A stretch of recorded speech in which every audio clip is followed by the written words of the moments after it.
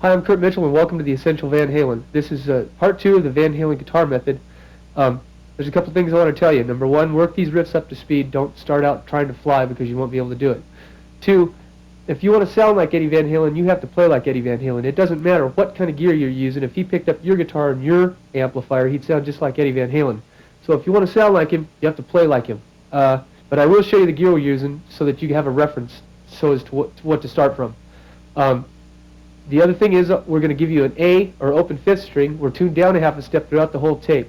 When he got Sammy in the band, they started tuning up a half a step, I guess, because Sammy had a range that he could sing with. But we're going just so we can expedite the lesson, we're going to keep it down a half step. I'm going to give you an A open fifth string. I want you to tune to my A, then tune the rest of your guitar to that A, and then check with me again.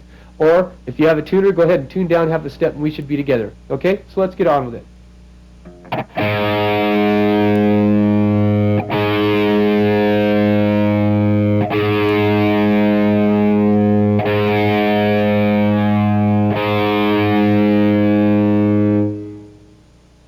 Okay, let's check out some of the gear we're using. Let's start with the guitar, okay? Now I'm using a copy of a Stratocaster, much like Eddie used to play before he went to the Music Man. It's got a humbucking pickup in the back. It's got a Floyd Rose clamp, which clamps the strings off up here and at the nut, so that you can't go out of tune. This particular guitar that I'm playing has a pickup in the middle, but we're not going to be using that much. From here, let's go check out the amplifier we're going to be using. The amplifier I'm using is a 1969 Marshall Plexi Head. This is the same amplifier that Eddie used on his first few albums before he went to the Saldanos and then the Peavies. It's kind of rare and hard to find one of these amps, and I'm lucky to have it, but the thing is I've had a modification put in it so it has a whole bunch of gain. He used to run his with a variac and juice the voltage up real far and blow his tubes up all the time. But these amplifiers have this old EO34 tube crunchy sort of warm tone. I mean, it's distorted all to pieces, but it's still warm. And from here, what I want to do is talk about some of the pedals we're going to be using, okay? I have a couple of stomp boxes that Eddie had. These aren't all the effects we're going to be using. We're also going to be using some digital chorusing through the mix board. But basically, these stomp boxes are what he used on the first album and the first few albums. And it gives you stuff like this. This one's a phaser, this one's a flanger.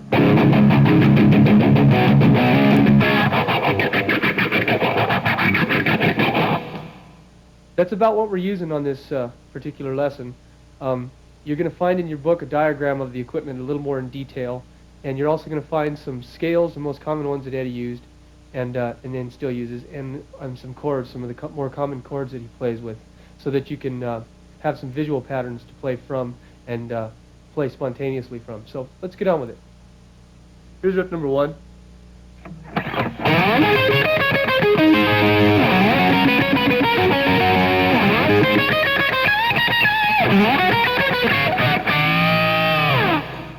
Once again.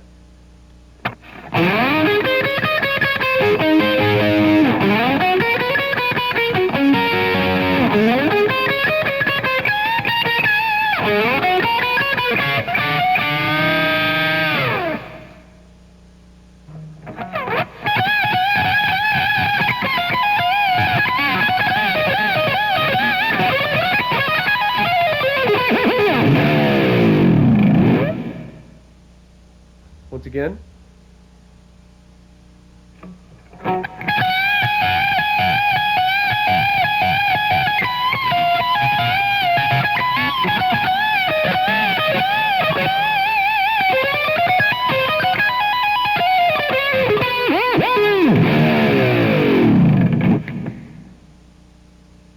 Riff number three.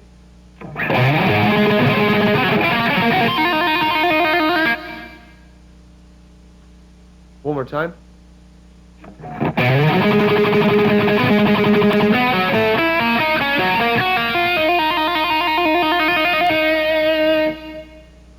Riff four.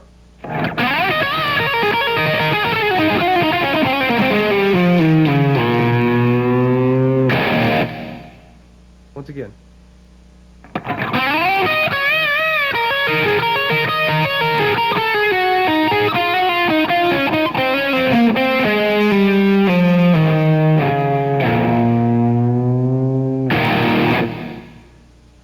Here's riff number 5.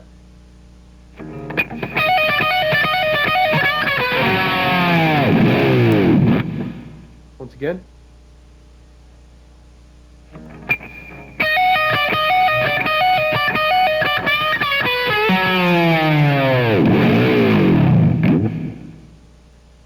Riff number 6, turn on phase shifter.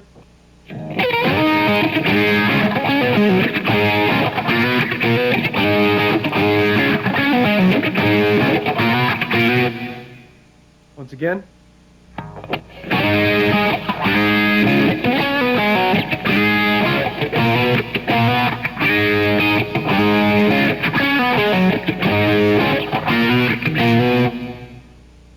Riff 7.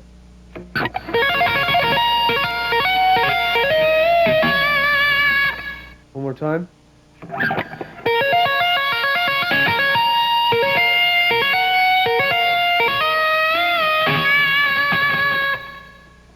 Riff number 8.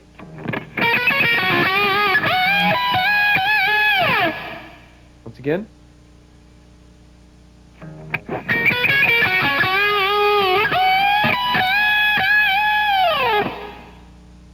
Riff number 9 is in drop D tuning. We're going to take our E string, lower E string, and tune it down to D. Here we go, riff number 9. Here's the tuning for the low E. This is E where it normally would be. Dropping it down to D. Okay, here we go. Riff number 9.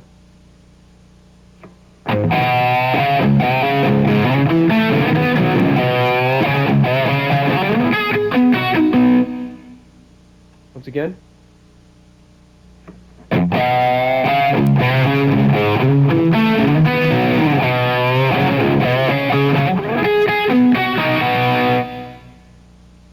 Riff 10.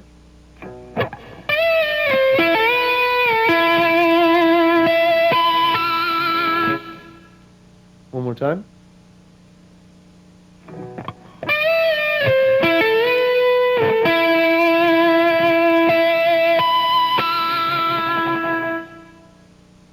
Riff 11.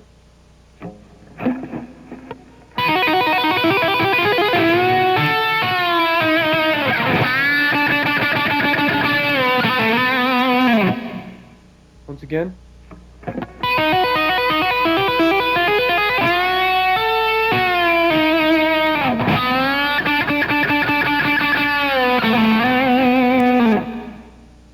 Riff number 12. Got the volume, your volume turned almost all the way off on this.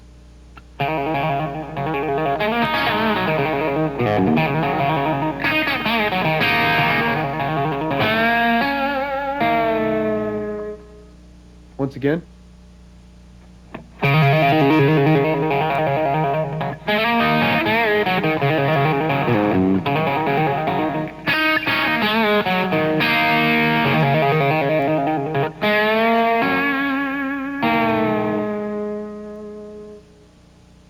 Riff 13.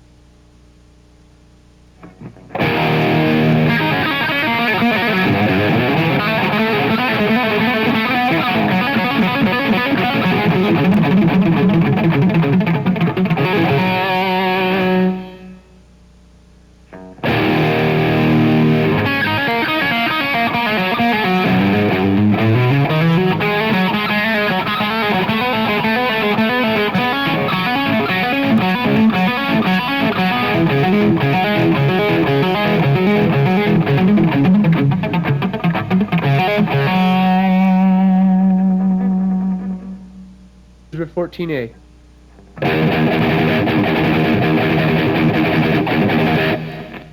One more time.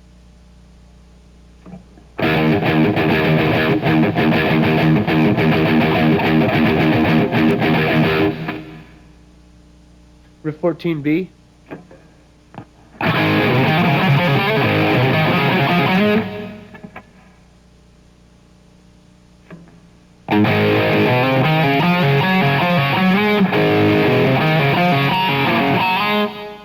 Riff 14C.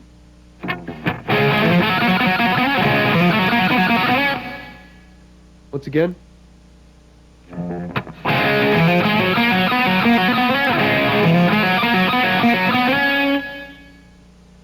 Riff 15.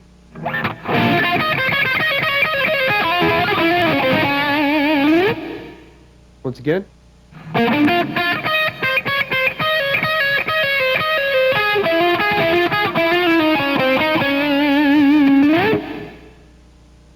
Riff 16.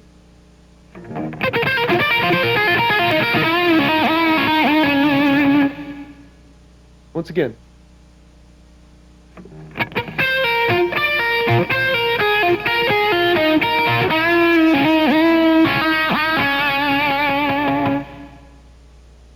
Riff number 17.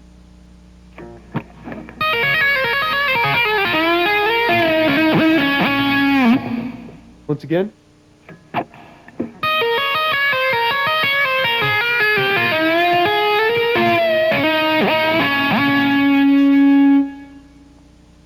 Riff 18.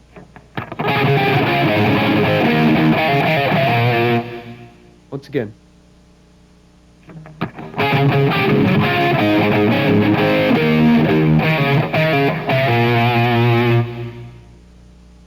Riff 19.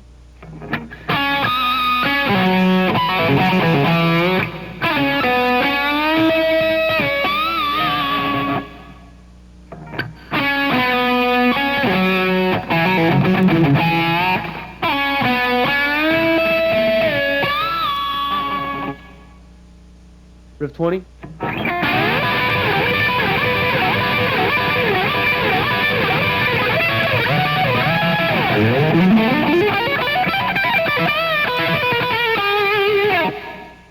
Once again.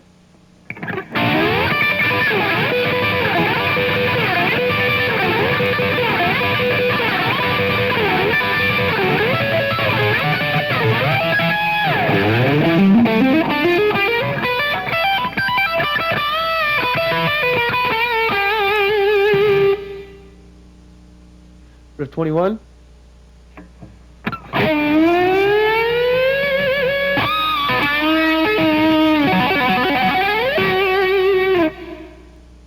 Once again.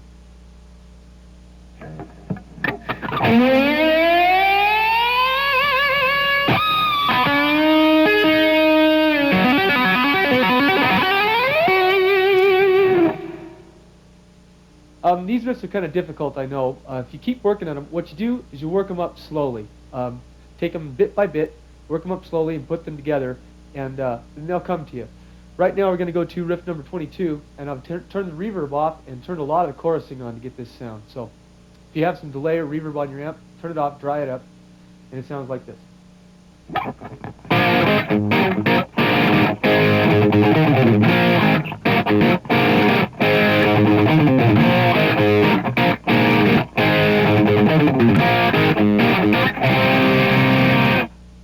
Once again.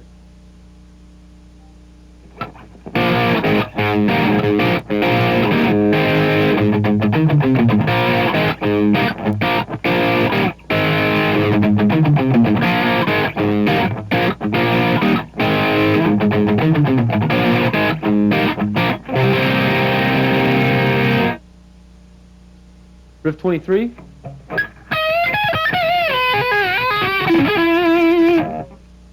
One more time.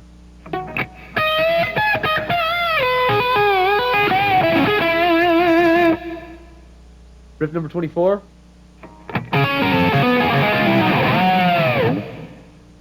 One more time.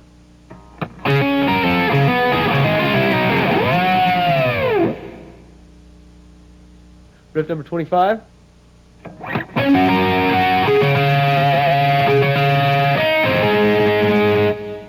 Once again.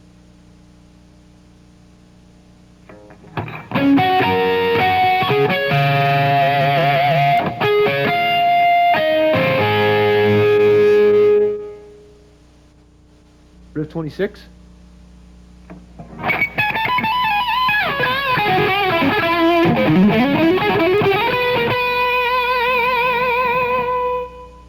One more time.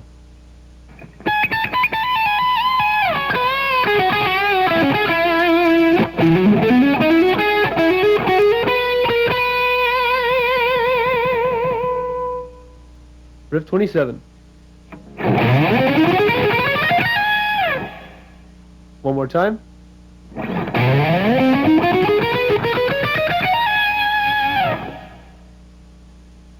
Riff 28.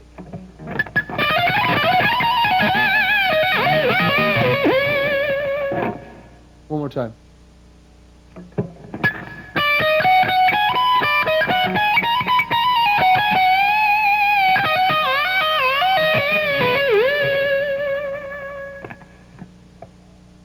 number 29.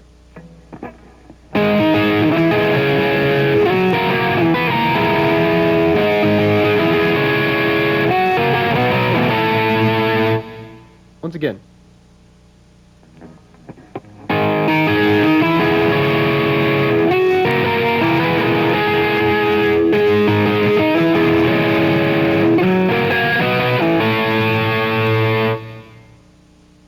Riff 30.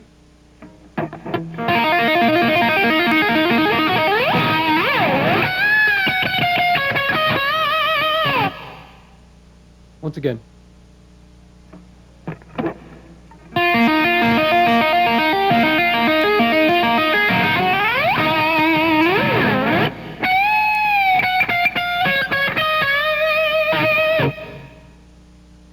Riff 31.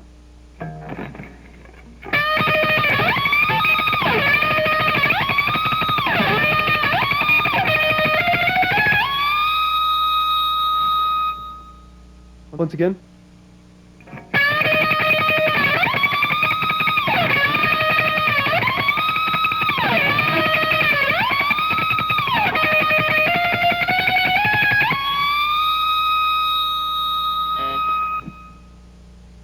Riff 32.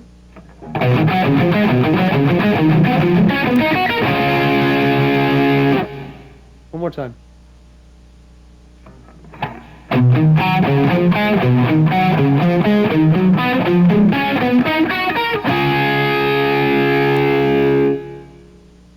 These tapping things that I'm showing you, you can go from string to string and use them. You'll see you can experiment and have a good time by changing the strings that you're playing on. This is a good example of that. I'm going to show you. This is number 33, and go ahead and change the strings on this one. Go to the D string and the E string and see what you can get out of it. Okay?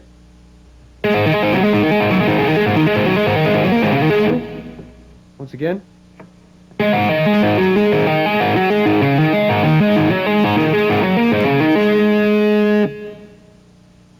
Riff number 34.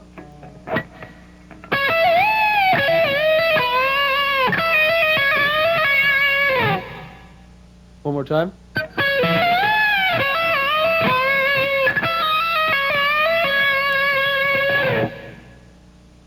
We changed guitars for riff number 35. This is a Stratocaster. You'll notice down here that it has single coil pickups instead of a humbucking in the back. Okay, so let's get on with it. This is riff number 35.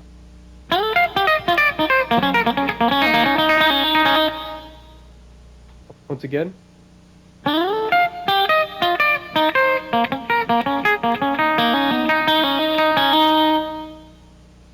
Riff number 36, you're going to, as you pick the open A note and then hammer on the rest of them, you're going to take your palm, rest it on the bridge, and slide it up.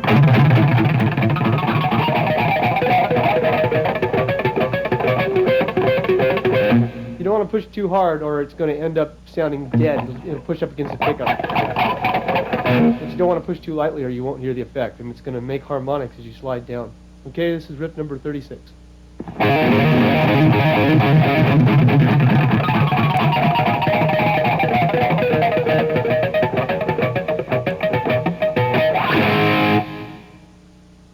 Once again.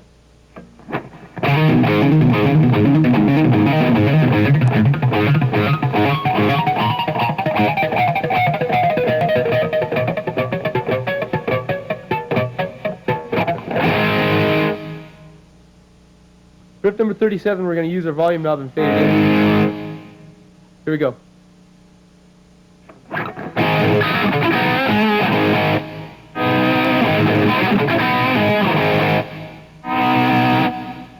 One more time.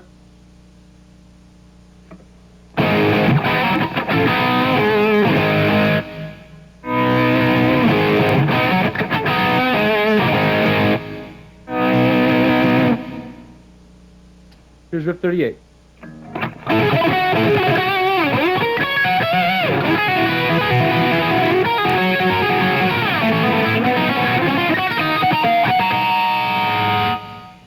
One more time.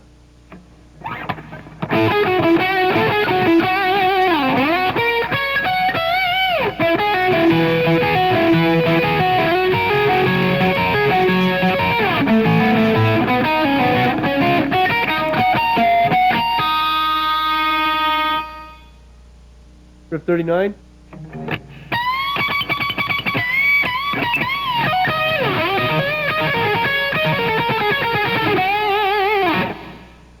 Once again.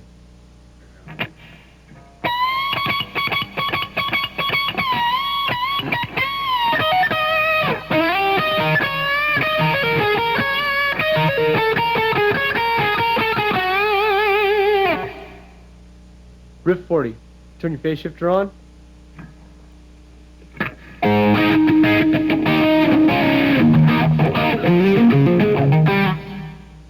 Once again.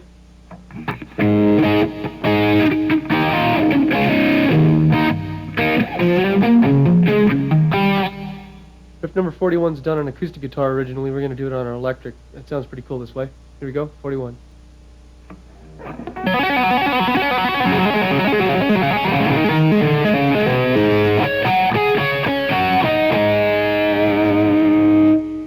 Once again.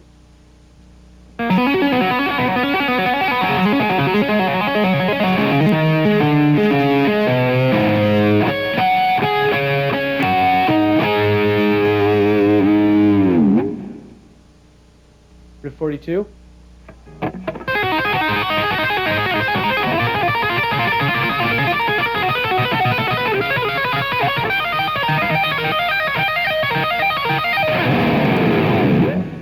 Once again.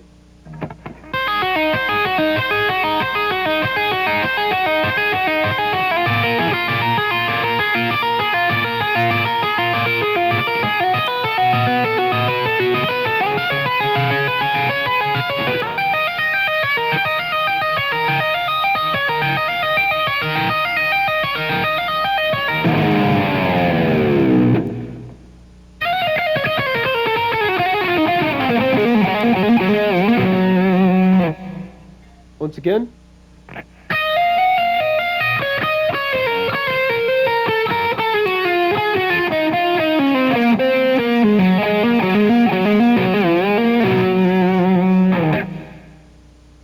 Riff 44.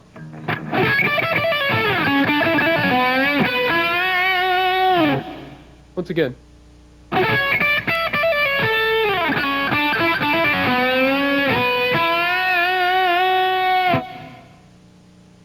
Riff 45.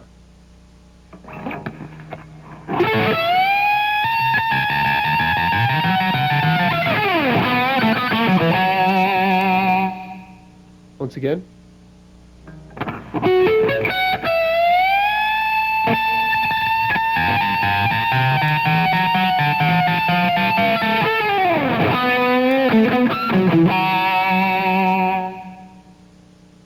I have my E drop down to a D, my low E drop down to a D. This is how this song goes. Pretty cool. Check it out. This is riff number 46.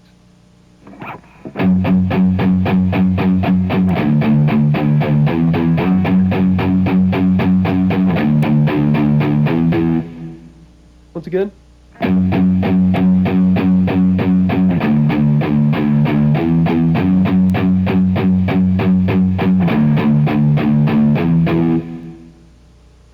Riff 47.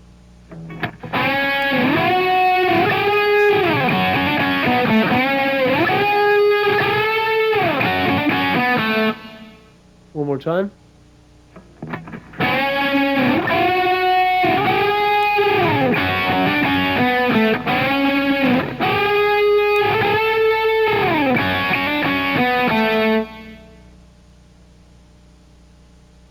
Hi, I'm Kurt Mitchell, and welcome to the Eddie Van Halen lesson.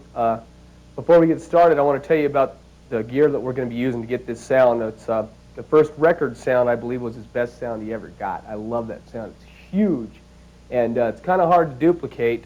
And I got a couple of pieces of gear doing it. I don't have a lot of stuff. You can get it with what you got. I'm sure you can get real close to it. But let's start with the guitar. What I got going here is a Charvel, and what I did, it's got a Floyd Rose clamp on it, which he didn't have on the first album, but it's real hard to keep those strats in tune if you don't have a clamp on them. But it gives it kind of a metally tone that you got to compensate for by turning the treble down a little bit.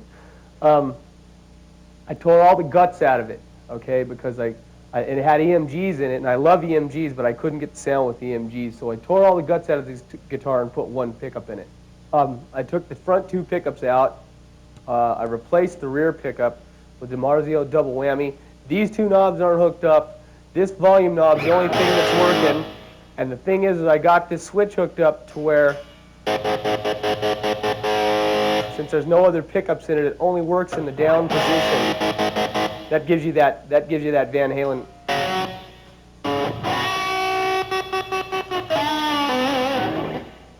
Okay, from my guitar, I want to explain to you what we're doing. We'll chase the guitar signal. A signal chain is a chain of events that occurs until you get the sound in your face through a stereo speaker, TV speaker, or whatever. So from my guitar, let's go down to our stomp boxes and our amplifiers and the effects we're using to get this sound. The first thing I'm running to straight from my guitar is this Boss digital delay. I believe what Eddie had, from what I've read, and it's hard to believe some of those articles he comes up with, he was using a modified Univox Echoplex, which is an old tape delay. This happens to be a lot better than that, in that it has more times and it's got a longer delay, and it does a lot more stuff. But irrelevantly, the main thing I'm trying to get across is this is going to my amplifier, okay? Now, usually when you record, all the effects are put on later, but he recorded most of his effects into his amplifier, except for the reverb, which I'll show you in a minute, into his amplifier. His phasing, his flanging, and all that stuff was recorded into his amp. I'm not using a flange. My flange is going through a mixing console. I'll show you all that stuff in a minute. Let's get to this delay. This delay, I'm going to start and build a sound for you. I got a completely dry sound here. If I turn this delay on, I've got a little slapback going right now.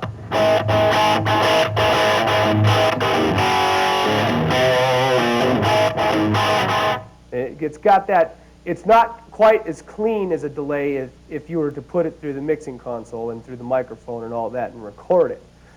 The next thing I'm going to use here is a DoD phase shifter. Just a little stomp box phase shifter, cheap piece of gear, but it's got that sound to it that you can't get with nothing else. There's a couple of things that do it, but I haven't found many pieces of rack gear or anything that do a phase shift, a cool phase shift. He was probably using an MXR. This is just exactly the same thing, and it's got this kind of a thing to it.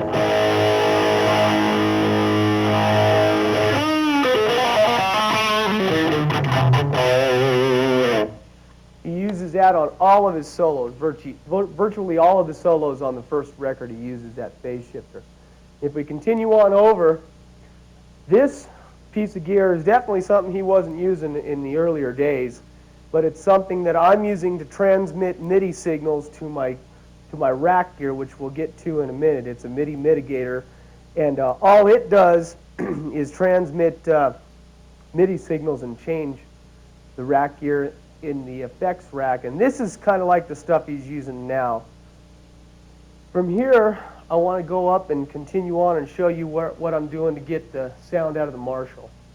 Now remember, the mitigator that you saw, the mitigator pedal board, is only changing MIDI programs. My guitar is going straight into the delay, straight into the phase shifter, and from the phase shifter, it's going into a parametric equalizer so that I can shape the sound of the guitar before it goes into the Marshall. And I want to show you that piece of gear right now. I got a TC1140 parametric equalizer preamp. What that does, these are used for bass a lot, I believe.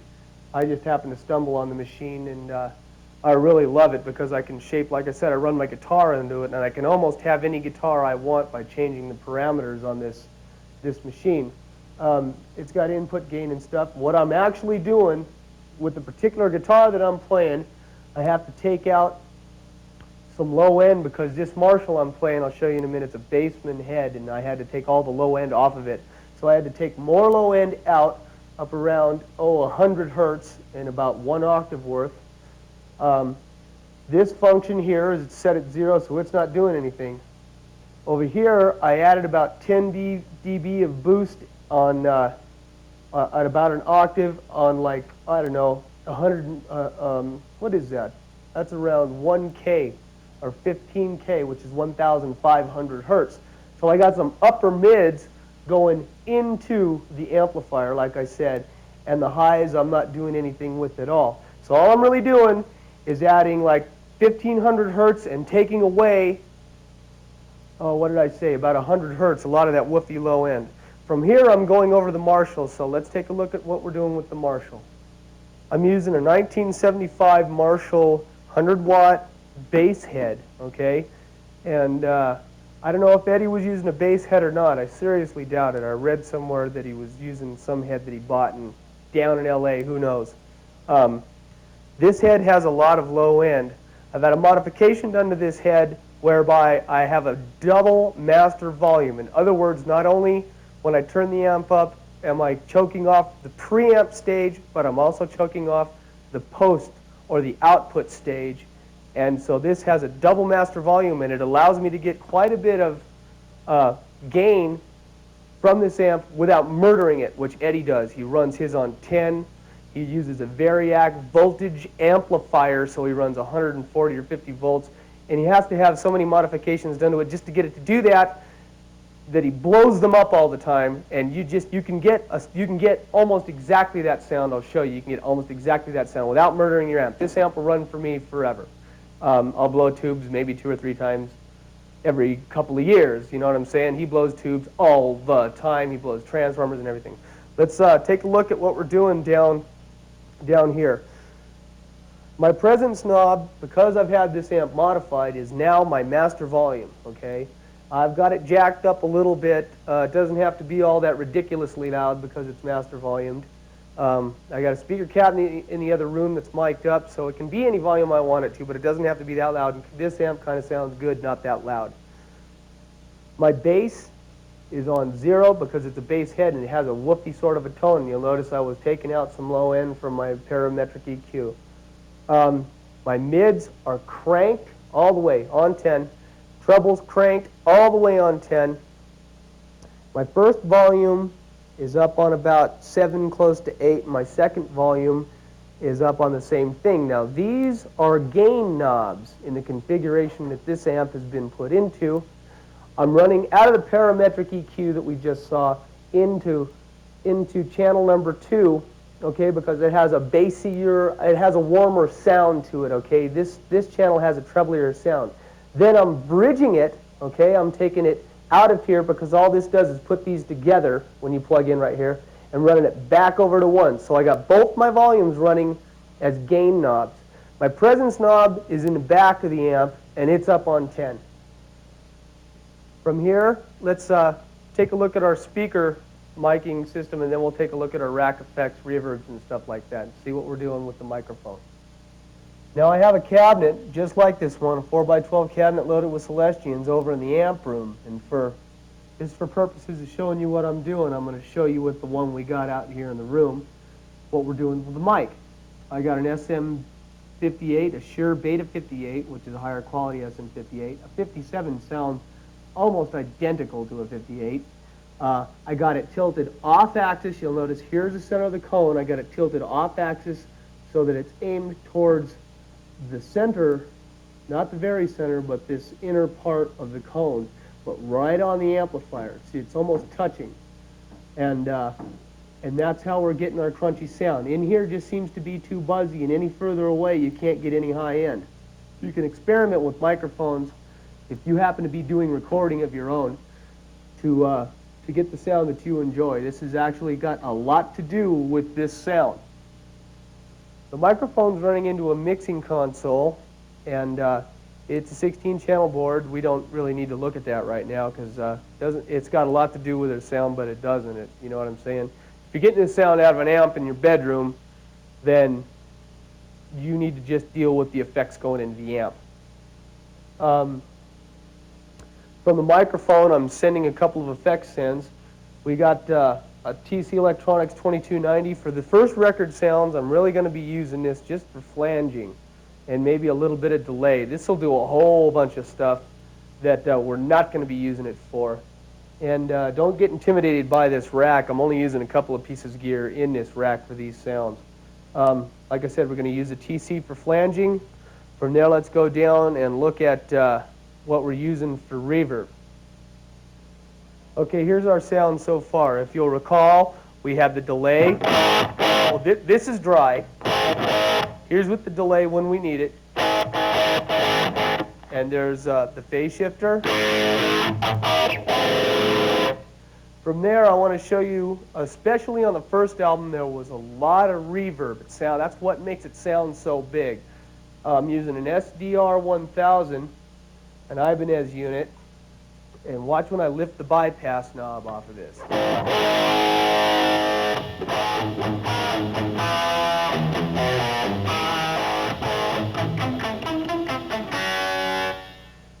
Has a lot to do with the sound, and it even gets bigger. I mean, on eruption, it's got this big, that great big huge sound to it. We're using a BBE sonic maximizer to put in what all these effects and microphones and all this stuff takes out of it. This gives it some character. If I take it out for you, you'll see what that does. It adds its character back to it. I'm taking everything after I'm all done with this, and I'm running it to a Hush 2CX. The Hush 2CX is being used after the mixing console, after everything going into the recorder that we're using to record our videotape. What it's doing is it's shutting, you'll notice my microphone's on it. It's doing whatever I say, you see what I'm saying? And it takes all the noise back out of the sound because, like I said, it needs stuff put back in, but then it makes a lot of noise. We're taking it all back out. So we're hushing everything down. Okay, before we get started, there's a couple things I want to explain to you. In a major studio, 24, 48 track studio, they got 10 times this stuff, okay? And they're getting these sounds. What I'm doing is I'm taking the stuff that we got and I'm trying to reproduce it as best I can for you.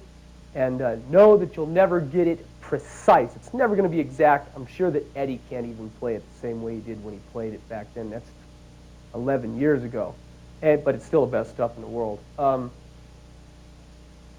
Don't worry if you don't have any of this stuff.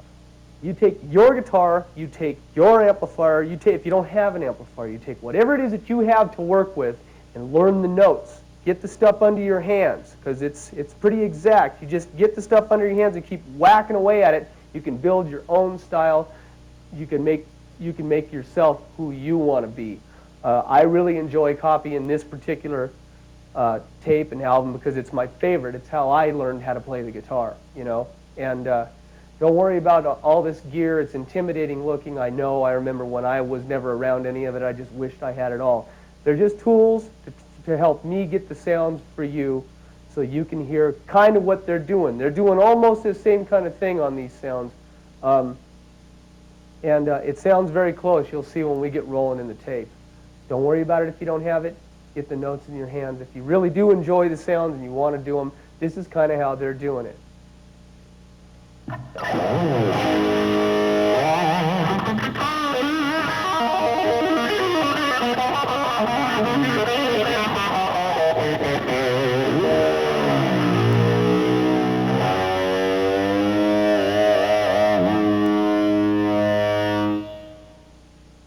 Let's take that slow.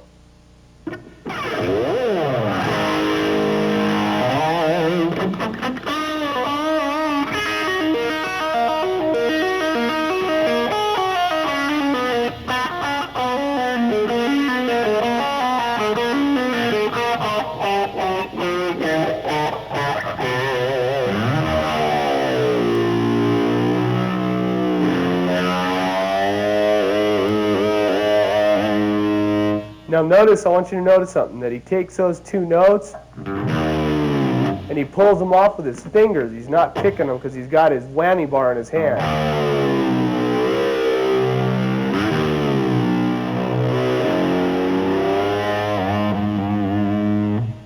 See what I'm saying?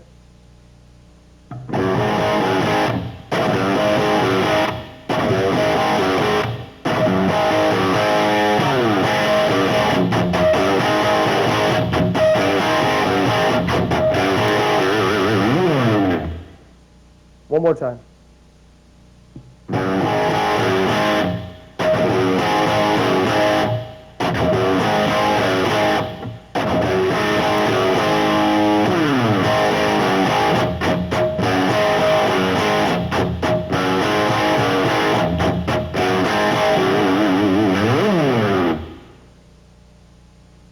On Ain't Talking About Love, I've changed the configuration of my signal chain a little bit. What I'm doing now is I'm running my guitar into my delay, into my phaser, into the TC Electronics 2290, the big digital delay that I showed you, said it did a bunch of things.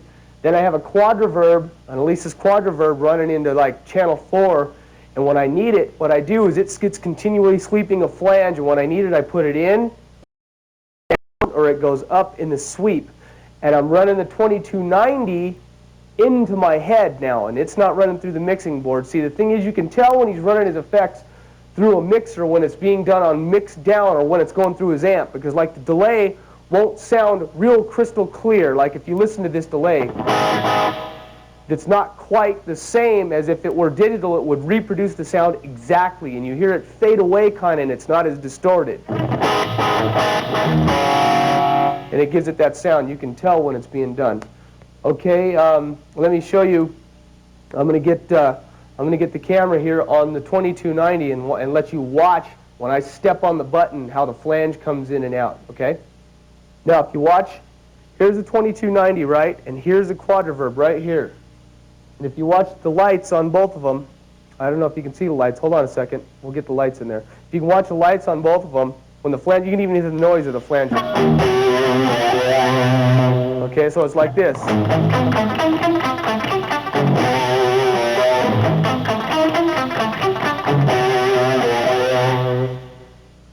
Okay, before we start, one more thing to explain. I have my delay set on a slap back. Okay, it's only coming back one time, and it's not coming back very loud. If you're going to turn if you have a delay, turn the effect level knob way down, okay, so that it just barely comes back at you. And like I said, you can tell when it's not being. You wouldn't want to run this through the loop of your amp if you have an amp loop, okay, because you want it to go in, and it doesn't come back as strong, so it's like way far away sounding.